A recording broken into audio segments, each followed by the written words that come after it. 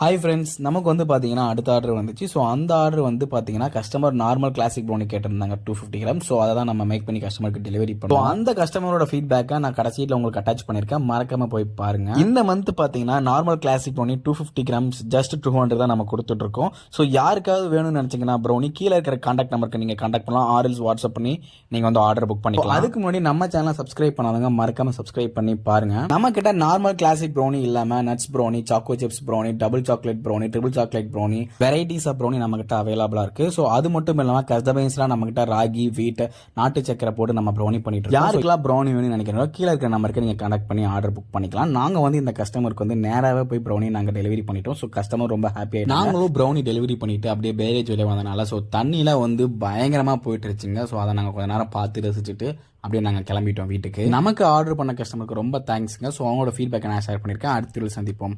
பாய்.